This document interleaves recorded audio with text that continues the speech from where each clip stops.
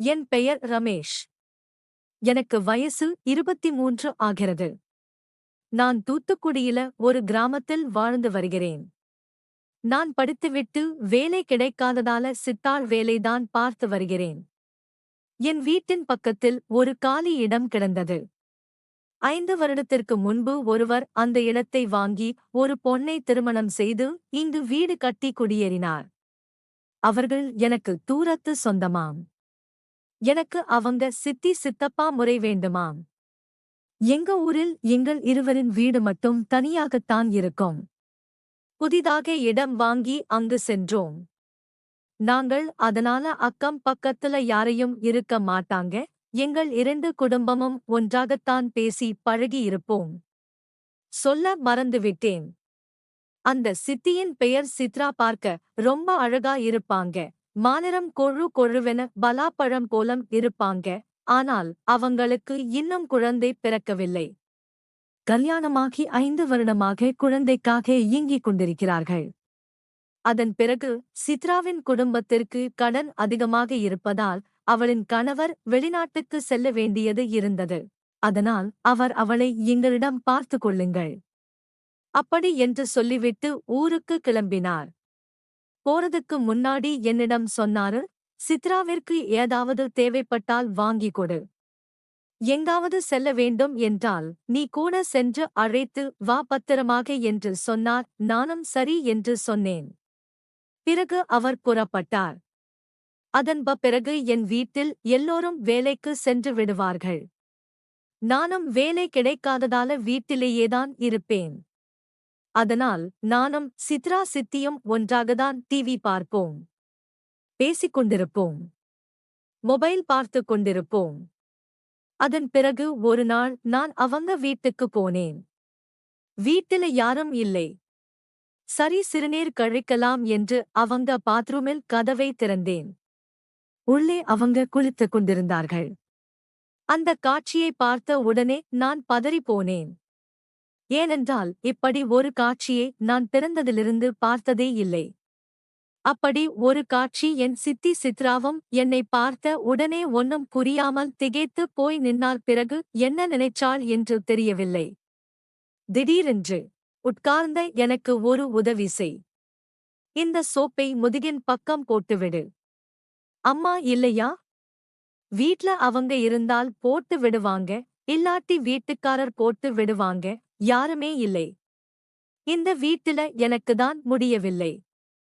கை வலிக்கிறது என்றாள். நானும் சரி என்று அந்த சோப்பை போட்டுவிட்டேன். எனக்கு அப்படி ஒரு ஆனந்தம். இது கனவா நிஜமா? அதற்கு முன் அவர்களைப் பற்றி நான் எந்த ஒரு உணர்ச்சி மிக்கதாகவும் நினைத்ததில்லை. ஆனால் இன்றைக்கு இப்படி நடக்கிறது. எனக்கு ஒன்றும் புரியவில்லை. எனக்குள் ஒரு புது சந்தோஷம். ஆனா இது தவறா இல்லை சரியா என்ன எனக்குள் ஒரு குழப்பம். பிறகு நான் என் வீட்டுக்கு வந்துவிட்டேன். மீண்டும் அவங்க வீட்டுக்கு போனேன். இப்பொழுது அவங்க மொபைலில் குழந்தைகள் போட்டோவை பார்த்து கொண்டு சோகமாக இருந்தாங்க. நான் கேட்டேன், என்ன சித்தி குழந்தையை போட்டோ பார்த்துட்டே இருக்கீங்க? உங்களுக்கு ரொம்ப குழந்தை பிடிக்குமா என்றேன். ஆமா தம்பி, எனக்கு குழந்தைனா இஷ்டம் என்றா. ஆனா என்ன பண்றது? எனக்குதான் இந்த கொடுப்பனையே இல்லையே அப்படின்னு சொன்னாங்க. கவலைப்படாதீங்க, நான் தான் இருக்கேன். அப்புறம் நீங்க கவலைப்படுறீங்க அப்படின்னு சொன்னேன். அதுக்கு அவங்க என்ன பார்த்து முறைச்சாங்க. என்னடா சொல்ற? இப்படி எல்லாம் பேசலாமா அப்படின்னு கேட்டாங்க. நான் சொன்னேன், ஐயோ தப்பா புரிஞ்சுக்கிட்டீங்களா? நானே உங்களுக்கு குழந்தை மாதிரிதான் இருக்கேன். நானே ஒரு குழந்தைதான் அப்படின்னு சொன்னேன். அவங்களும் சிரிச்சாங்க. அப்படி சொன்னியா, நான் தான் தப்பா நினைச்சுக்கிட்டேன் அப்படின்னு கொஞ்சம் இழுத்து சொன்னாங்க. ஆனா நான் அவங்களை பாத்ரூம்ல பார்த்ததுல இருந்து அவங்க என்ன ஒரு மாதிரி பார்க்க ஆரம்பிச்சாங்க. என் மேல எதுவும் ஆசை இருக்கிற மாதிரியே பார்த்தாங்க. எப்படின்னா அவங்களுக்கு குழந்தை நான் தான் கொடுக்கணும் போல அப்படின்னு அவங்க நினைக்கிற மாதிரி எனக்கு தெரிஞ்சது. அதன் பிறகு அவங்க மடியில படுத்துக்கிட்டு நான் மொபைல் பார்த்துட்டு இருந்தேன். அவங்க டிவி பார்த்துட்டே இருந்தாங்க. இப்ப கேட்டேன், நீங்க ஏன் டாக்டர போய் பார்க்க கூடாது, ஹாஸ்பிடல்ல எல்லாம் போனீங்களா அப்படின்னு கேட்டேன். இல்லடா தம்பி, சித்தப்பா அங்கெல்லாம் அலசிட்டு போக மாட்டேங்கிறாரு. அவருக்கு தேவை நான் மட்டும்தான். வேலைக்கு போக வேண்டியது, குடிக்க வேண்டியது, என்னையும் போட்டு ஏதாச்சும் செய்வாரு. உன்கிட்ட சொல்றதுக்கு என்ன, நீதான் பெரிய பையன் ஆயிட்ட, எவ்வளவுதான் அவர் செய்வாரு. அவருக்கு குழந்தை மேல எல்லாம் ஆசை இல்லை, எனக்குதான் குழந்தை மேல ஆசை. அவருக்கு அவரோட காஜிதான் ஆசை. அப்படியே இருந்துட்டு இப்ப வெளிநாட்டு ஓடிட்டாரு. என்ன பாத்தியா, நான் தான் கவலைப்பட்டுட்டே இருக்கேன் அப்படின்னு சொன்னாங்க.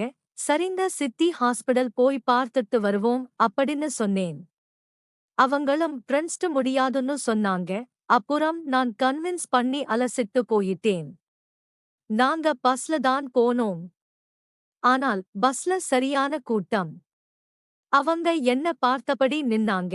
பஸ்ல நானும் அவங்களை பார்த்தபடி நின்னு பஸ்ல எல்லாரும் கூட்ட நெரிசல எங்களை அமுக்குனாங்க. இதான் சான்ஸ பிந்தது. நானும் முன்னே சென்று சித்ரா வெடிச்ச மாதிரி நின்னேன். அவங்க விலகி விலகி போனாங்க. புரிஞ்சுகிட்டேன் நம்ம தப்பு பண்றோமோ அப்படின்னு நானும் இல்ல விலகி போய் நின்னேன். அப்புறம் ஹாஸ்பிடல் போனோம். நாங்க போயிட்டு டாக்டர் கிட்ட செக்கப் பண்ணோம். அவங்க சொன்னாங்க, உங்களுக்கு எந்த ஒரு ப்ராப்ளமும் இல்ல. உங்க ஹஸ்பண்டுக்கு தான் ப்ராப்ளமா இருக்கணும். அதனால தான் இன்னும் குழந்தை பிறக்கல அப்படின்னு சொன்னாங்க. அதை கேட்ட உடனே சித்திக்கு ரொம்ப சந்தோஷமாயிடுச்சு. அப்புறம் அதே மாதிரி பஸ்ல வந்தோம். அப்பயும் கூட்டமாதான் இருந்துச்சு. இப்ப நான் ஒதுங்கிதான் நின்னேன். ஆனா எங்க சித்தி வேணும்னே என் மேல வந்து பலூனை உரசிக்கிட்டு நின்னாங்க. எனக்கு ஒன்னும் புரியல. தலையே சுத்துற மாதிரி இருந்துச்சு. கூட்ட நெரிசலையில இப்படி பண்றாங்களா, இல்ல வேணும்னா இப்படி பண்றாங்களா? அப்புறம் வீட்டுக்கு போனோம். அதுக்கப்புறம் அப்பவே அவங்க ரெடியான மாதிரிதான் தெரிஞ்சது. வீட்டுக்கு போன உடனே அவங்க என்ன சோப்பால உட்கார வச்சுட்டு அவங்க வீட்ல அழகிய 2 மாம்பழம் இருந்துச்சு. அது மேல துணி போட்டு மூடி இருந்துச்சு. அந்த துணியை தூக்கி போட்டுட்டாங்க. அப்புறம் காத்தாடியே போட்டு விட்டாங்க. என்ன வெயில் அடிக்குது அப்படின்னு மாம்பழத்தை 2த்தையும் எடுத்துட்டு வந்தாங்க. மாம்பழம் சூடா இருக்கு. இதை காத்தாடி கிட்ட வச்சா சரியாகிடும். அப்புறம் சாப்பிடலாம் அப்படின்னு சொல்ல சொன்னாங்க. எனக்கு அப்பவே புரிஞ்சிருச்சு. எப்படியும் இந்த மாம்பழத்துல நமக்கு ஒன்னு கொடுப்பாங்க, இல்லன்னா 2மே நமக்குதான். என்ன சொல்றதுன்னு தெரியாம சந்தோஷத்தில இருந்தேன். ரமேஷ், உன்னோட பாறையை எடுத்துட்டு வா. உனக்கு ஒரு சர்ப்ரைஸ் இருக்குன்னு சொன்னாங்க. நானும் வீட்டுக்கு போயிட்டு கடப்பாரை எடுத்துட்டு வந்தேன். வீட்டின் பின்னே அழைச்சிட்டு போனாங்க. அவங்க வீடு சுத்தி காம்பவுண்ட் அவர் இருக்கும். அதனால யாருமே உள்ள பார்க்க முடியாது. அதுக்கப்புறம் என்னோட கடப்பாரையை பிடிச்சு அவங்க கீழ சொருவுனாங்க. நான உதவி பண்றேன்னு சொல்லி நானும் சேர்ந்து கடப்பாரை பிடிச்சு ஒரு 50-60 வாட்டி சொருகி இருப்பேன்.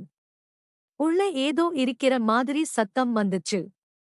அப்புறம் நோண்டி பார்த்தா சுண்டை கஞ்சி வச்சிருப்பாங்க போல.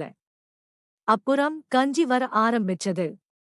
மேல அந்த சுண்ட கஞ்சியை எடுத்து என்னை குடிக்க சொன்னாங்க. நான் எப்படி குடிக்கிறது? உங்களுக்கு தான் வசதியா இருக்கும்.